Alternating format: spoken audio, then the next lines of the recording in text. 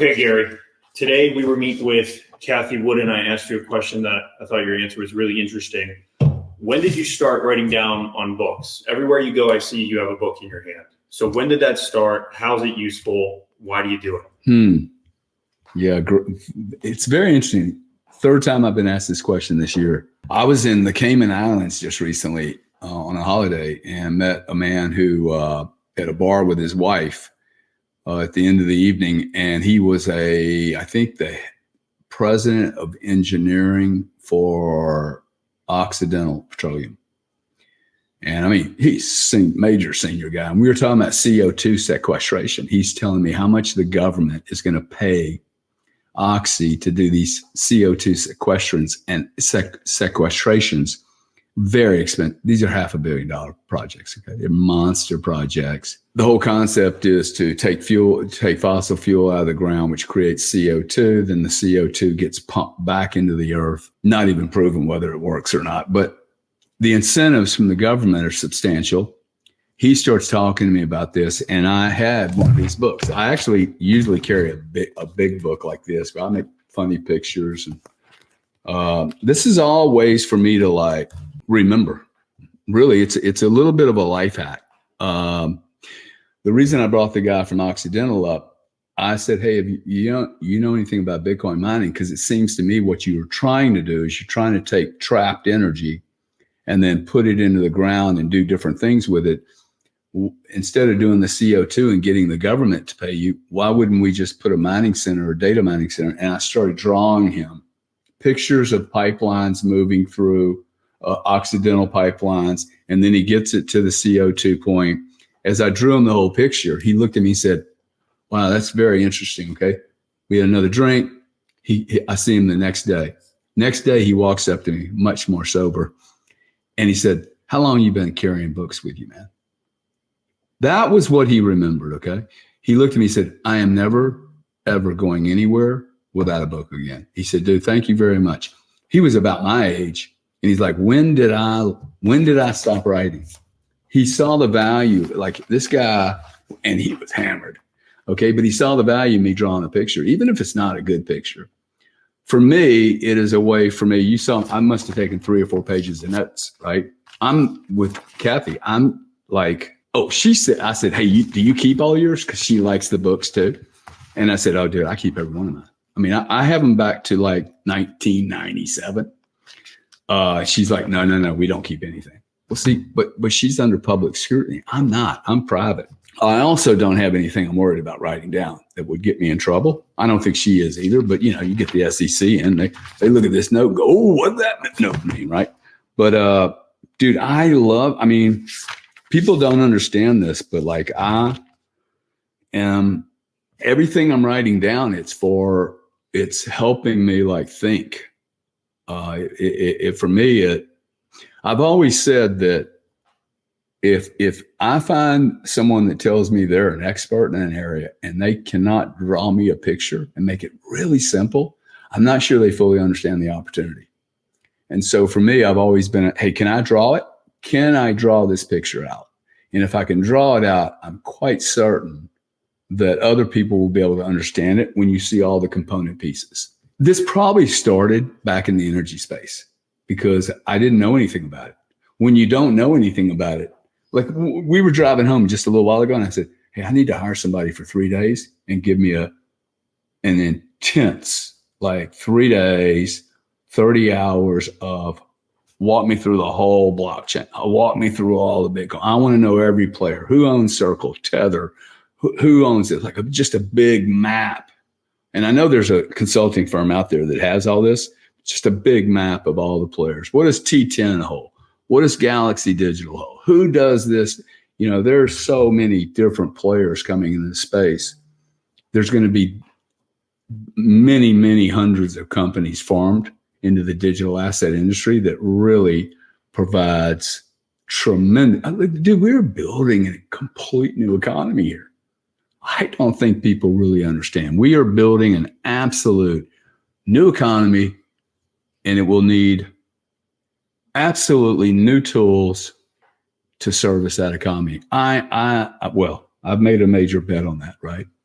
So, and I will continue to make a major bet. I may go broke on this bet, but I have enough time.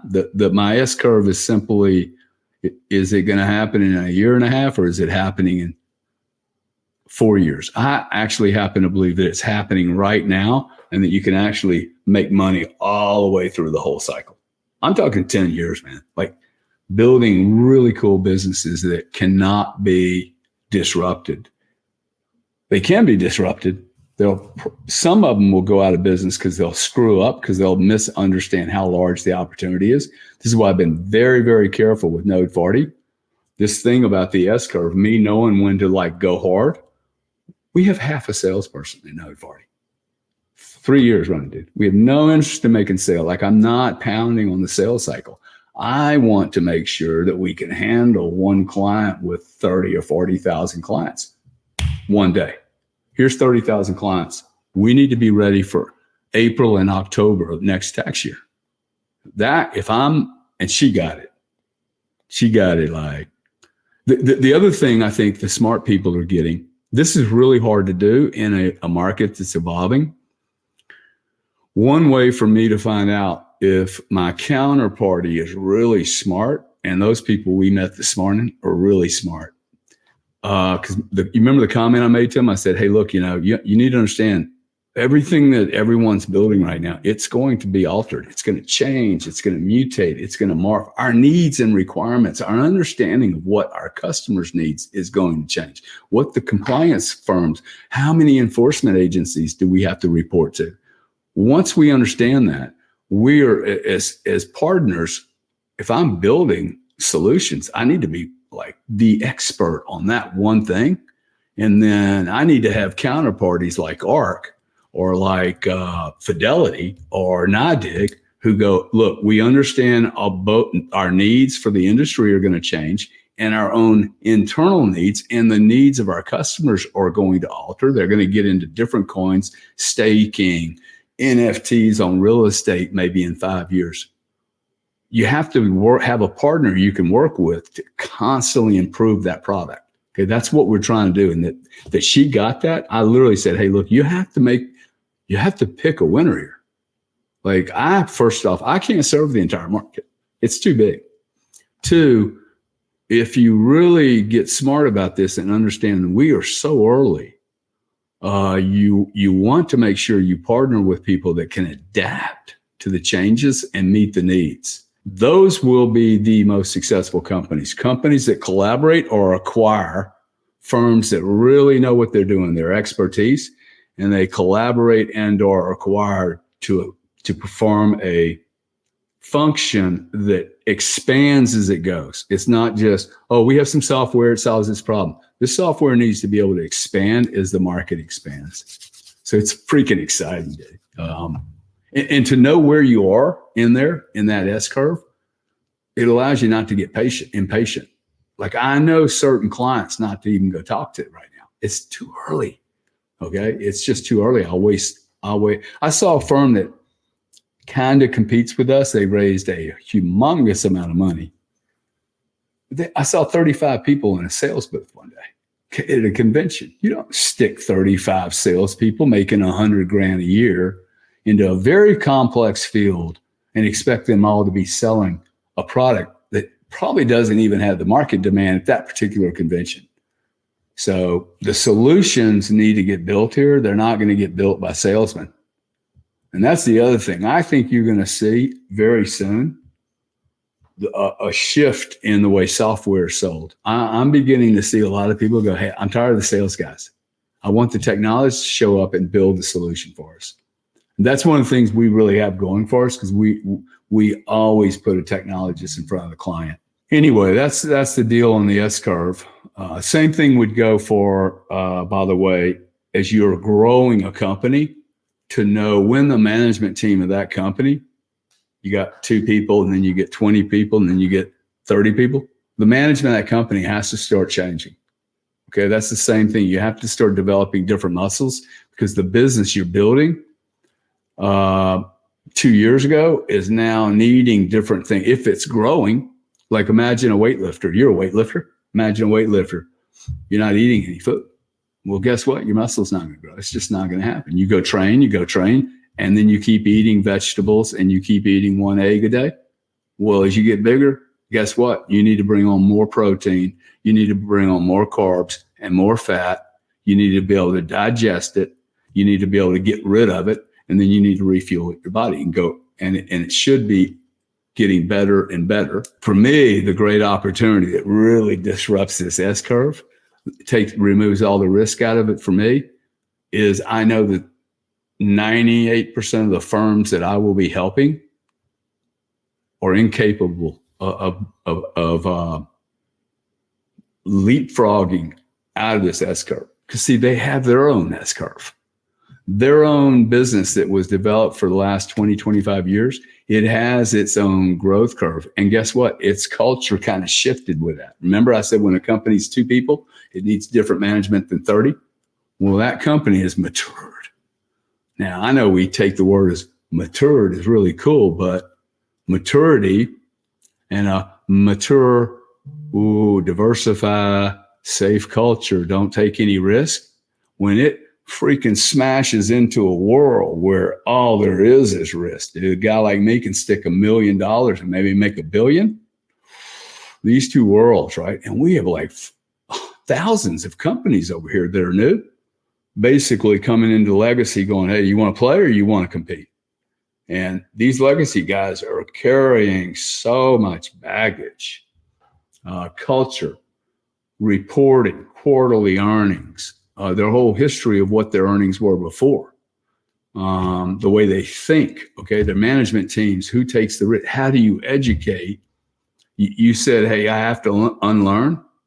Anyone that's ever been in the fiat credit card world, the amount of shit you have to unlearn is really amazing.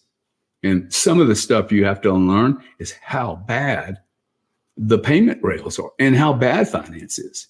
That's the biggest challenge I see for people learning Bitcoin. It's not Bitcoin. Learning Bitcoin is easy. Beginning to understand how your finances have been working for the last 27 years of your life, it becomes real clear. You have no clue. Like that's, to me, the big deal here. It's not Bitcoin. It's not hard to understand. It's that you have to understand the financial system you're in is corrupted. It is breaking, corrupted, and you're the product. Like the human being is the one that's getting ravaged here.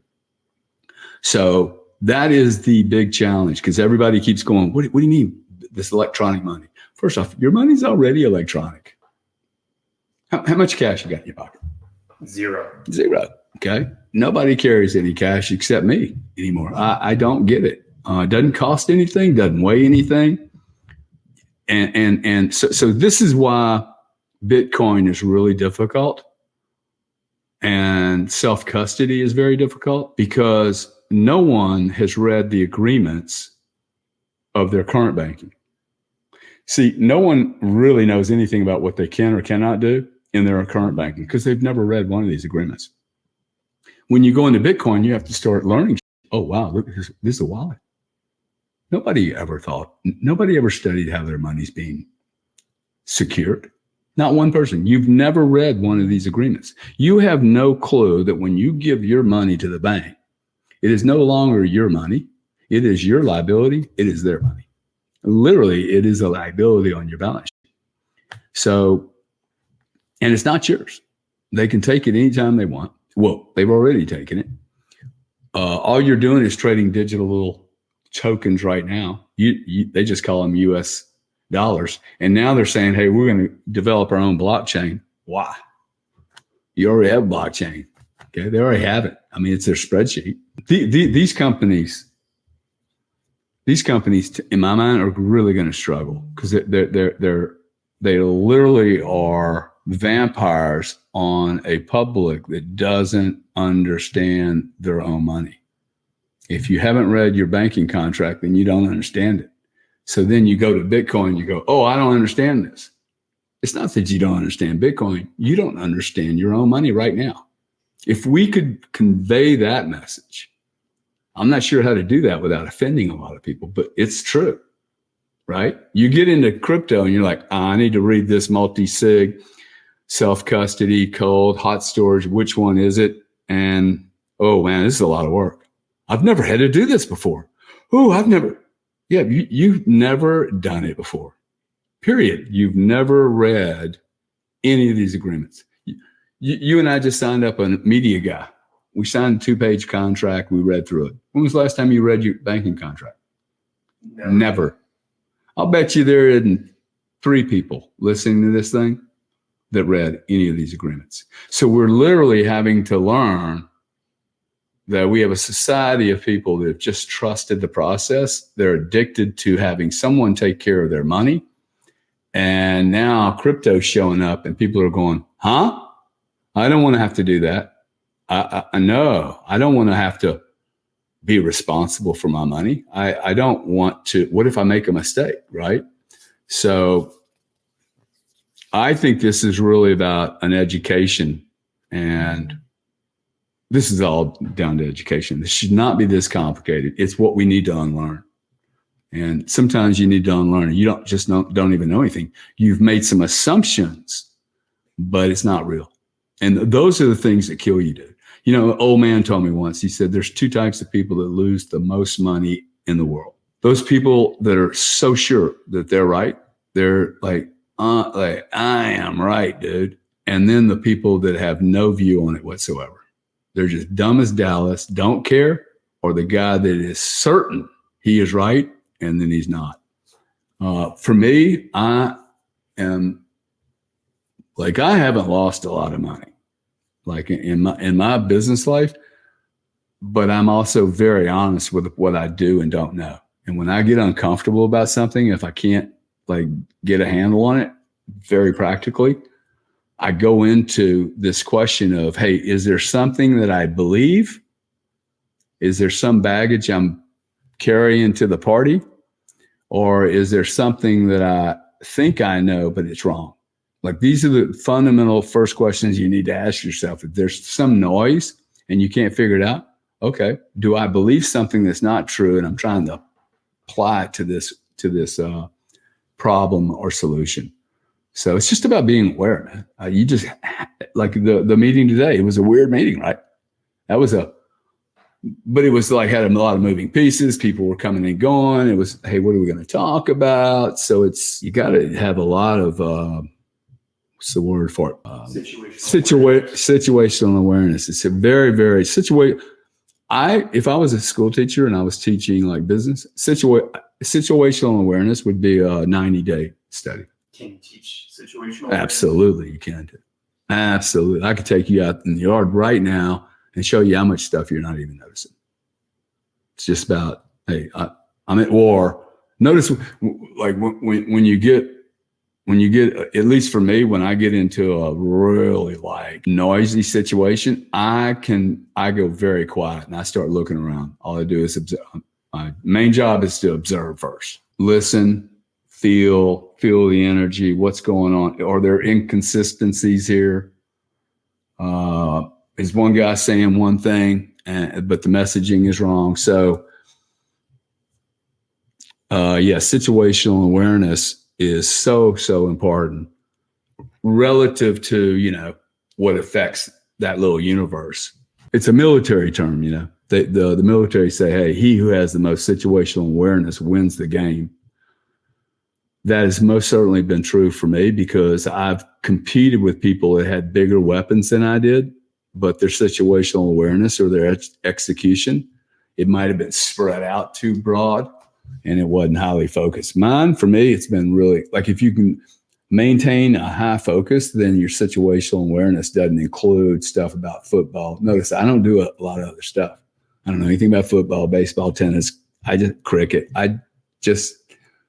It's not in my band of interest. And so I don't watch it. So guess what? I have a situational awareness on markets, economies, Bitcoin, energy, politics, education. So if you're always learning, you're always learning. And why someone would not want to be learning, I don't really get that. Now, I was a bad student, but I think I had bad teachers. Today I've learned I can actually, if the subject matter is interesting to me, I can learn anything. But I have to know what I don't know first. And I think that's what you were asking is, hey, what don't you know? Like you've seen me ask questions to people. Hey, I asked, Kathy used a big fancy word today. Hey, what's that? I have no shame. Did you feel like, hey, that was a bad move, Gary? Just ask somebody what a word was? No. Well, a grown man, dude, wealthy guy. I don't know what that word meant. Agentic. Yeah. Why do I care? Hey, I don't know what agentic means. See, for her, that should show her, hey, look, the guy is actually being honest. Okay. For me, if you ask, hey, what does that mean, man? What does bifurcate mean? Or what is situation? I'm like, oh, wow, this guy's engaged in the conversation. Cool. I've seen a lot of people go into meetings and pretend, and I've never understood that because it's not like the person doesn't know, right?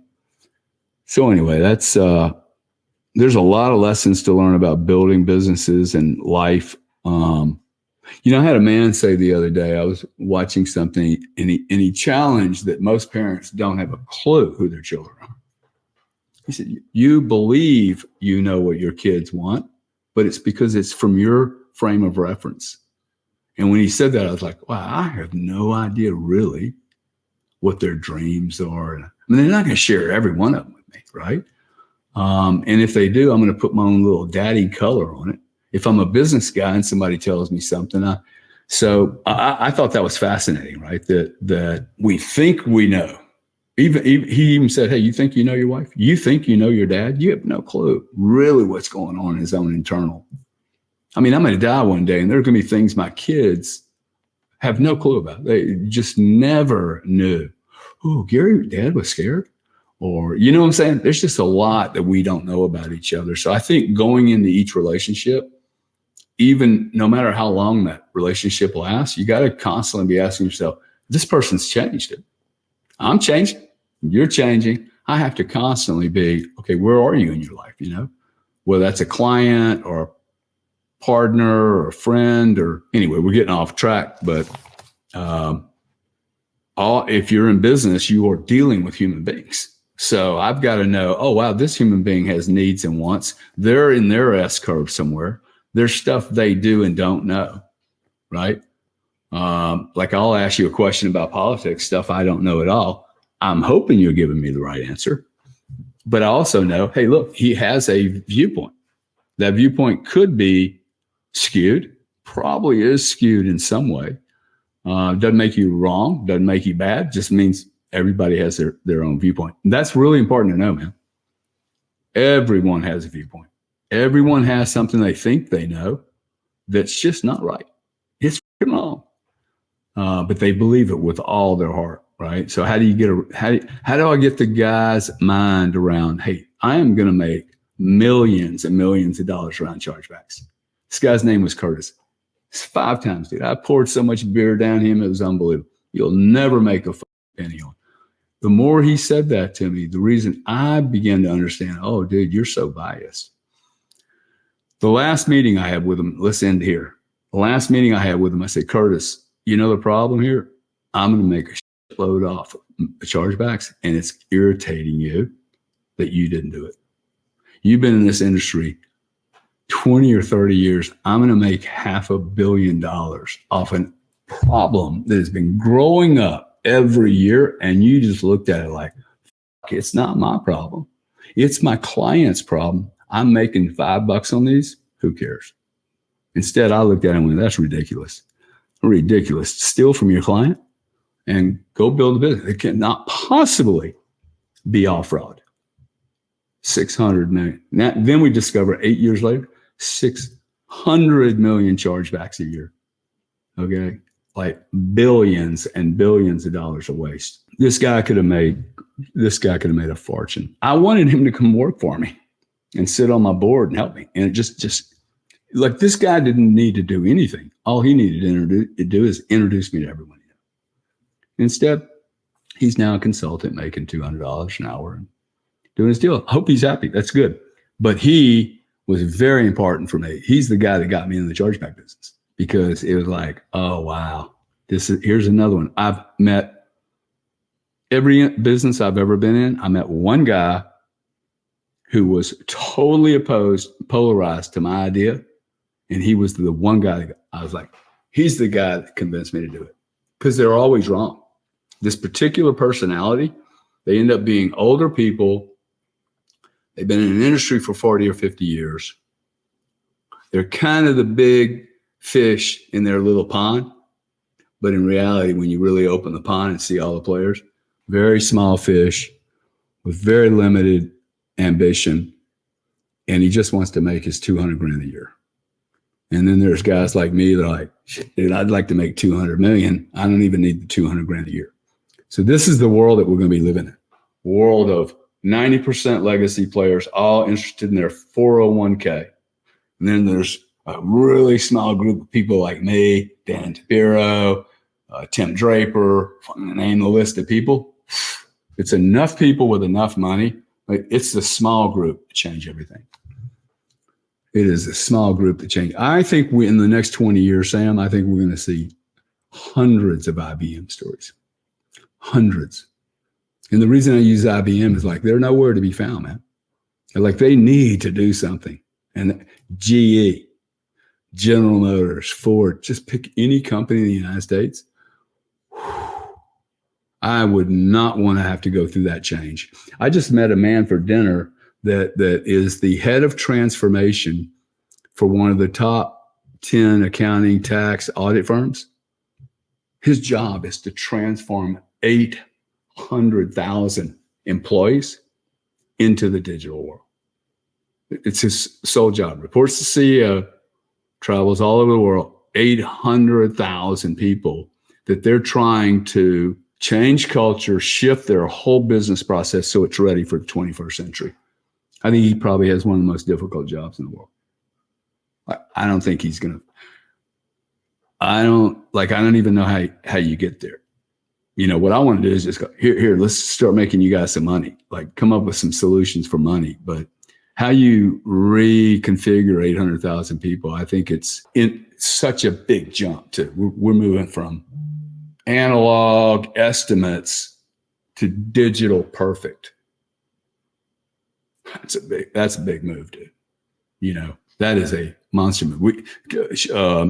Kathy's sitting in there like convinced robo cars are going to, I'm like, really, dude? This is happening. You know, those cars are going to cost 10 grand, dude. Now, yesterday, the concept on inflation and deflation technology, car cost 20 grand.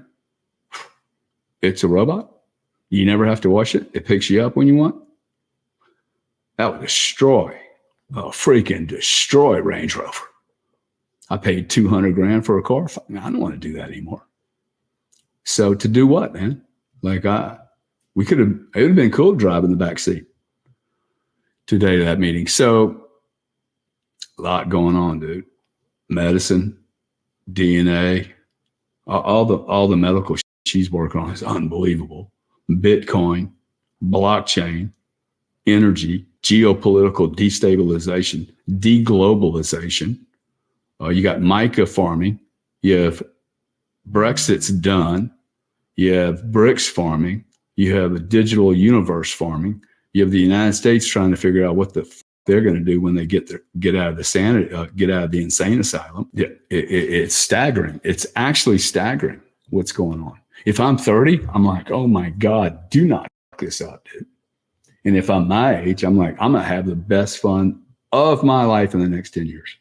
You young guys, this is a game, dude. If you guys just don't, we should have a show on attrition one day.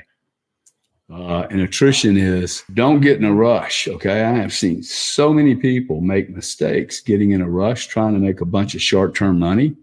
If you just don't get pushed out of this field, okay, and get a bad reputation, you guys are going to be the leaders in 2030. You will have such robust foundations in digital understanding. There's nobody going to catch up with you, dude. You're going to know all the people, all the companies, and understand the nomenclature and have a reputation have been built. That reputation will allow you in the door or not in the door. And I see a lot of guys taking shortcuts. Like, why are you so worried about how much money you're going to make tomorrow morning? Stop it. These tokens, they're stupid. They're not stupid. They don't see what I see. I see $100 trillion industry here, dude. $100 trillion. I mean, You need nothing of that to get super rich and have a blast doing it. That's what I'm interested in. Have fun, get really rich, make a difference on the planet. That's my S curve, dog.